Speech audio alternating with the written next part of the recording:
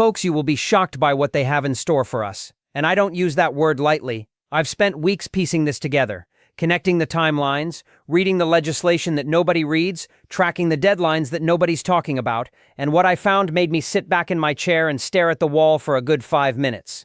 Because starting in September 2026, a series of events are going to unfold across this country, one after another like dominoes falling, that will fundamentally change the daily lives of tens of millions of Americans. We're talking about SNAP funding running out, Medicaid systems being overhauled with millions at risk, a Social Security announcement that will leave retirees furious, a new fiscal year that brings new rules most people haven't heard of yet, the fall bird flu migration returning over the largest poultry-producing states, the harvest data confirming the worst crop year in decades, and the threat of another government shutdown right in the middle of all of it. September is where it begins, and most Americans have no idea what's coming. SNAP funding is only confirmed through September, and nobody is talking about what happens. October 1st, let's start with the one that could hit 40 million Americans on day one. SNAP benefits, the program formerly known as food stamps, have been confirmed through September 2026. That's the official word. But here's what nobody is telling you. October 1st is the start of the new federal fiscal year. And the One Big Beautiful Bill Act that was signed in July 2025 included the largest cuts to SNAP in the program's history, approximately $295 billion over the next decade. The expanded work requirements that took effect on June 1, 2026, require non-disabled adults aged 18 to 64 to document 80 hours of work, volunteering, or education per month to keep their benefits. And a CNBC analysis found that at least 3.5 million people have already lost food assistance since those requirements kicked in. 3.5 million people gone from the rolls. Not because they weren't working, because they couldn't navigate the documentation system. And what happens on October 1st? The new fiscal year begins. New SNAP allotments are calculated based on the annual COLA adjustment, and the states that have been scrambling to implement the work requirement systems will face their first full audit cycle. The states that haven't built adequate reporting systems, and many haven't because the federal agencies that were supposed to help them have been gutted by the 348,000 position workforce reduction, will face compliance penalties. And the people caught in the gap, the 55-year-old home health aide who works 75 hours some months and 85 others, the 62-year-old warehouse worker whose hours fluctuate with seasonal demand, will be the ones who lose their benefits because the system cannot accurately track their compliance. You think the food bank lines are long now? Wait until October. And here's the part of this story that breaks my heart. I get messages from viewers every single week, people in their late 50s and early 60s who worked their entire lives, who are now dealing with health issues that limit their hours, who are patching together part-time work and gig jobs to survive, and who depend on SNAP to fill the gap between what they earn and what food actually costs. These are not lazy people. These are people whose bodies are worn out from 35 years of physical labor. People whose knees are shot, whose backs are gone. Who can work 60 hours some months, and 40 others depending on their pain level and their doctor appointments.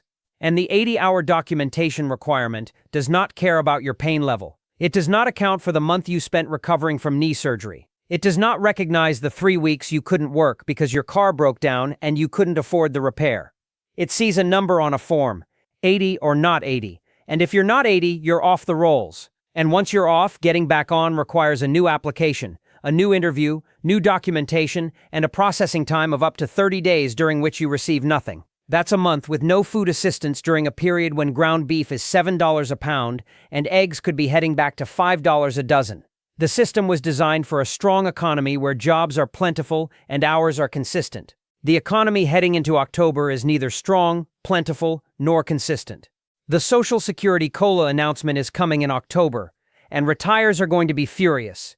Every October, the Social Security Administration announces the cost of living adjustment, the COLA, that determines how much more retirees will receive in their checks starting in January. The COLA is calculated based on the September Consumer Price Index for urban wage earners and clerical workers, the CPIW. And here's why this matters enormously in 2026. Inflation just accelerated to 4.2% according to the May CPI. Governor Cook said 3 days ago that it is simply too high. The cost of food, energy, healthcare, and housing have all climbed significantly throughout 2026. And the retirees who depend on Social Security, all 67 million of them, have been feeling every penny of those increases in real time. But here's the kicker. And this is the part that's going to make people angry. The CPIW, which is the specific index used to calculate the COLA, does not measure the spending patterns of retirees. It measures the spending patterns of urban wage earners and clerical workers. That's a younger working population that spends differently than retirees. Retirees spend more on healthcare, which has been rising faster than general inflation. They spend more on prescription drugs, which have been climbing. They spend more on Medicare premiums, which increased. And they spend less on things like technology and apparel, which have been declining in price and pulling the overall index down. The result is that the COLA, which is supposed to protect retirees from inflation, systematically underestimates the inflation that retirees actually experience. The Senior Citizens League has been documenting this for years. They estimate that Social Security benefits have lost approximately 36% of their purchasing power since 2000 because the COLA has consistently failed to keep pace with the actual cost increases that seniors face. And the 2027 COLA that will be announced this October is projected to be somewhere between 2.5 and 3%, based on current CPIW trends. But if inflation is running at 4.2% for the general population and higher for seniors because of healthcare waiting, a 2.5 to 3% COLA means retirees lose ground again. Their check goes up $48 to $57 per month. Their expenses went up $80 to $100, and the gap, which has been widening every year for 25 years, gets wider once more, and nobody in Congress is proposing to fix it. Not one bill to switch the COLA calculation to the CPIE, the experimental index that actually measures elderly spending patterns. Not one. And the numbers tell the story of what that failure means in real dollars. The average Social Security retirement benefit in 2026 is approximately $1,907 per month. A 2.5% COLA would add approximately $48 per month. Medicare Part B premiums will consume a portion of that increase before the retiree ever sees it. And the remainder, maybe $30 to $35 in actual increased purchasing power, will be swallowed by a single grocery trip in an economy where beef is $7 a pound, eggs may be heading back to $5 a dozen, and a gallon of milk costs $4.50. The retiree's check goes up by the price of one bag of groceries. And their actual costs have increased by 3 or 4 bags. And they know it. They feel it every time they go to the store. Every time they open their Medicare statement. Every time they fill a prescription. And when the COLA announcement comes in October and confirms what they already know, that the system is not keeping up with their reality, the frustration will be enormous. And justified. Medicaid work requirements must be implemented by December 31st, and states are nowhere near ready. The OBBA gave states until December 31, 2026 to implement the new Medicaid work requirement systems. That deadline is 5 months away, and most states are nowhere near ready. The work requirement mandates that non-disabled adults aged 19 to 64 document 80 hours per month of work, volunteering, or education to maintain their Medicaid coverage. The HHS rule was issued on June 1st without public comment. And the states are responsible for building the verification systems, the reporting portals, the compliance tracking, and the appeals processes from scratch. Think about what that means. States need to build entire new bureaucratic systems in 6 months. They need to hire or retrain caseworkers. They need to create online portals that can handle millions of submissions. They need to verify employment hours with employers who may not cooperate. They need to process exemption requests from people with disabilities, caretaking responsibilities, or medical conditions, and they need to do all of this while the federal workforce that was supposed to support them has been cut by 348,000 positions. When Arkansas implemented its Medicaid work requirements in 2018, which was a pilot program in a single state, 17,000 people lost coverage in just 3 months. Not because they weren't working, because they couldn't navigate the reporting system. The online portal was only available during limited hours. Many residents didn't have internet access. The phone line was overwhelmed, and the caseworkers were undertrained. That was one state. Now imagine all 50 states implementing simultaneously, with less federal support in less time, during a period when the economy is weakening, and the people who need Medicaid the most are the people least likely to have stable employment that generates clean 80-hour documentation. The CBO projects that 5 million Americans will ultimately lose health insurance as a result. 5 million, and the implementation deadline is December 31st, which means the chaos begins in September and October as states rush to send notifications, open enrollment portals, and begin the compliance clock for millions of enrollees who don't even know the rules have changed. Footnote. Bird flu fall migration begins in September, and the top egg states are directly in the path. This is the one that keeps poultry scientists up at night every single fall, and this year the conditions are worse than any year on record.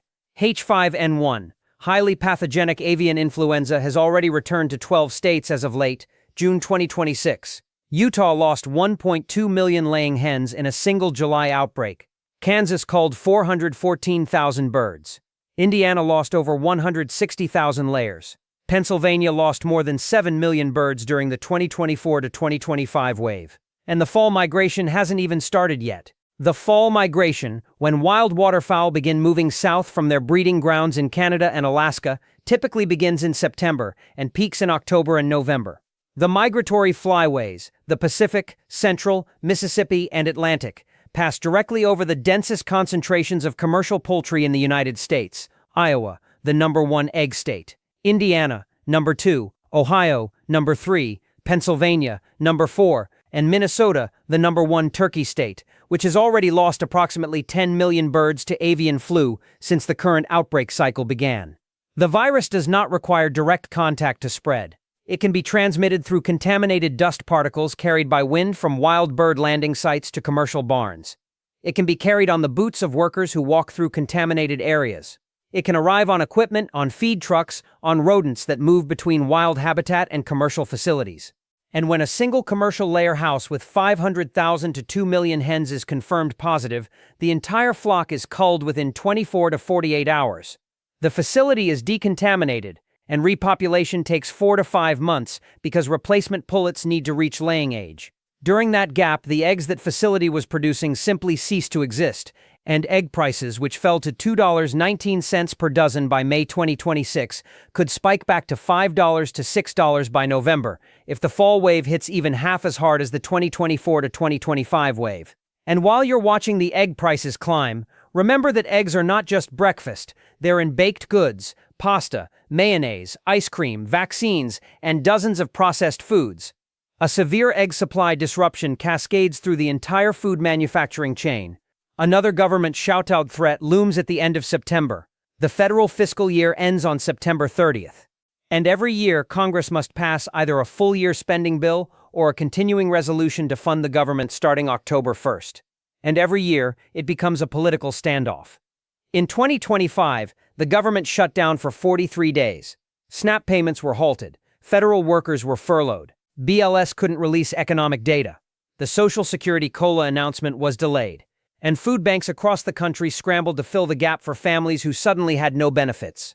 Now think about what a shutdown would mean in October 2026. SNAP benefits, already stressed by the work requirement changes and the $295 billion in cuts, could be frozen again. The states that are racing to implement Medicaid work requirements by December 31st would lose federal guidance and technical support during the most critical implementation window. The Social Security COLA announcement would be delayed again, leaving 67 million retirees in limbo about their 2027 benefits. Federal food safety inspections would slow, which during a period of active lettuce recalls and bird flu outbreaks is genuinely dangerous. And the already gutted federal workforce would face another round of furloughs, further degrading the government's capacity to manage the overlapping crises that are converging in the fall. And here is the part that most people don't realize. During a government shutdown, the USDA can only make 1 month of advance SNAP payments. After that, the payments stop. If a shutdown extends past November, approximately 40 million Americans on SNAP would receive no benefits in December. No food assistance. During the holidays.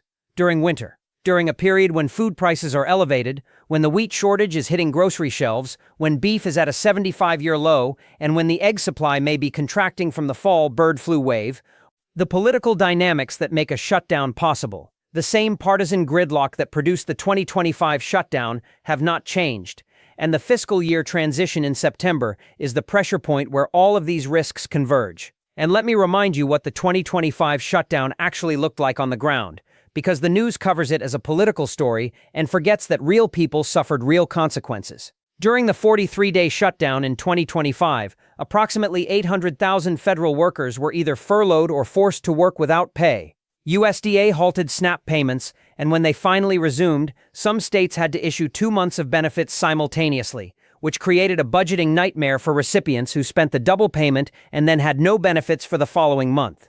FDA food safety inspections slowed dramatically, and at least one consumer safety advocate publicly warned that the risk of undetected contamination was rising.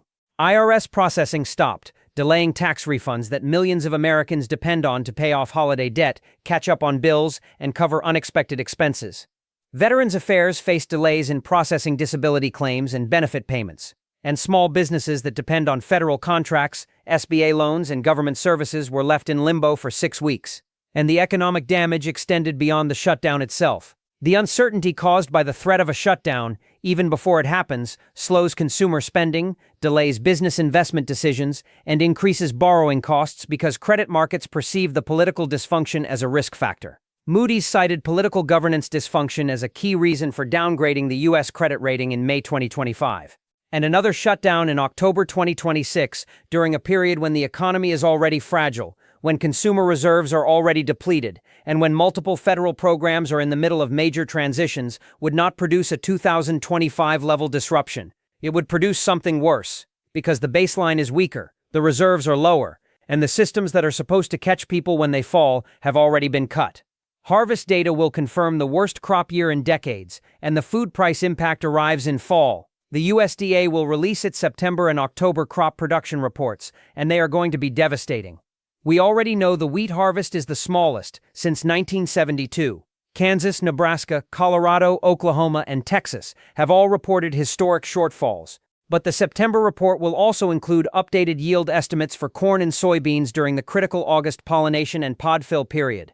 And the conditions heading into August are concerning. Drought is covering significant portions of the Midwest and Southeast, including key corn and soybean states like Missouri, Michigan, Minnesota, Kansas, North Carolina, and the Ohio Valley. The Hormuz fertilizer disruption has raised input costs, which means some fields received less nitrogen than optimal. And the USDA's July crop progress reports already showed corn and soybean conditions deteriorating in several states. If the August weather does not cooperate, and there is no rain during the 10-day window when corn pollinates, the yield loss could be significant. And corn is not just food. Corn is ethanol, which is blended into every gallon of gasoline you buy. Corn is animal feed, which determines the price of chicken, pork, eggs, and dairy. Corn is corn syrup, which is in virtually every processed food and beverage in America. A bad corn year means higher prices at the gas pump, at the meat counter, at the dairy case, and in the packaged food aisle simultaneously. And the soybean crop determines the price of cooking oil, animal feed supplements, biodiesel, and dozens of food ingredients. The September and October USDA reports will quantify the damage. And the food price impact will arrive on your grocery receipt between October and February, which is exactly the window when SNAP is being cut, when the shutdown threat is active, and when the bird flu migration is potentially decimating the egg and poultry supply. Every food pressure is converging on the same 3-month window. September through December, that is what they have in store for us. Medicare open enrollment starts October 15th, and the changes will shock seniors.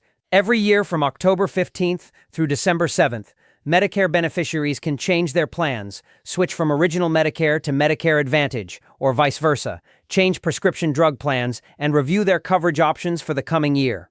And in 2026, the choices are going to be more confusing, more expensive, and more consequential than any year in recent memory. The ACA enhanced premium subsidies expired on January 1, 2026, for the approximately 4.8 million adults aged 50 to 64 who were on ACA marketplace plans using those subsidies as a bridge to Medicare eligibility at 65, the premium shock has been severe. KFF documented that premiums roughly doubled for qualifying households. And for people who turned 65 in 2026 and are transitioning onto Medicare, they are entering a system where Part B premiums have been climbing. Prescription drug costs remain the highest in the developed world, despite the Inflation Reduction Act's drug negotiation provisions. And Medicare Advantage plans are being restructured by insurers who are cutting benefits and narrowing networks in response to reduced federal payment rates. And here's what most retirees don't know. CMS, the Centers for Medicare and Medicaid Services, announced that 2.9 million Medicare Advantage enrollees were forced off their plans in 2026 because insurers exited markets or reduced coverage areas. That's nearly 3 million seniors who had to find new plans, new doctors, new networks, often losing relationships with physicians they'd been seeing for years. And the enrollment period where they can make these changes starts October 15th. 7 weeks later it closes. During that 7-week window, every affected senior must research new plans, compare premiums, compare deductibles, check which doctors are in network, verify which prescriptions are covered, and make a decision that will govern their health care for the next 12 months. And the Department of Health and Human Services, which is supposed to provide guidance and support during this process, has been operating with reduced staff since the federal workforce cuts. The navigators and counselors who used to help seniors through the enrollment process have been defunded or reduced in many states. The seniors who need the most help, the oldest, the sickest, the least technologically literate, are the ones who will have the hardest time navigating the system. And the consequences of choosing the wrong plan, a plan that doesn't cover their medications, a plan whose network doesn't include their oncologist, a plan with a deductible they can't afford, can be financially and medically catastrophic. Student loan system overhaul launches into a gutted Department of Education. The One Big Beautiful Bill Act included a complete overhaul of the federal student loan system. New repayment plans, new forgiveness criteria, new consolidation rules, and a transition timeline that begins in fall 2026. And the Department of Education, which is responsible for managing the transition for approximately 43 million federal student loan borrowers, has had its staff cut so severely that Brookings publicly questioned whether it can manage the transition at all. Think about what that means in practical terms. 43 million borrowers need to be migrated to a new system. Their repayment plans need to be recalculated. Their forgiveness timelines need to be reestablished. Their automatic payment schedules need to be updated. And the servicers, the private companies that actually handle the day-to-day management of student loans, need to reprogram their systems to accommodate the new rules. During the last major student loan transition, when borrowers were moved between servicers in 2021 and 2022, the result was chaos. Payments were misapplied, credit reports were damaged, borrowers spent hours on hold trying to reach customer service. Forgiveness progress was lost. And the servicers blamed the Department of Education, and the department blamed the servicers, and the borrowers paid the price. Now imagine that transition happening again, with fewer Department of Education staff, with more complex rule changes, during a period when the economy is weakening, and the borrowers who owe the most are the ones who can least afford a disruption to their repayment plans.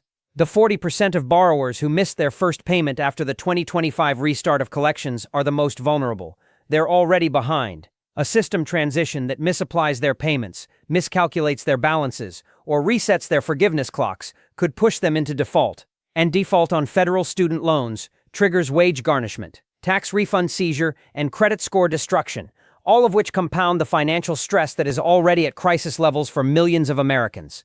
Midterm election chaos arrives in November, and the economic anxiety will be weaponized.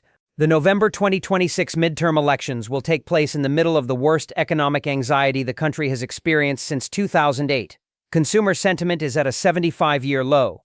95% of Americans say the country is in an affordability crisis. Inflation is running at 4.2%. The savings rate is 2.6%. And every single economic pressure I've described in this video, the SNAP cuts, the Medicaid chaos, the Social Security COLA disappointment, the bird flu egg crisis, the harvest shortfall, the student loan transition, will be unfolding during the campaign season. And both parties will weaponize every one of these issues. The incumbents will claim progress. The challengers will claim catastrophe. The ads will be relentless. The misinformation will be overwhelming. And the actual policy solutions that could address these problems will be buried under the noise of campaign rhetoric. But here's what concerns me as a prepper. Not as a political person, but as someone who watches systems fail. Election periods produce institutional paralysis.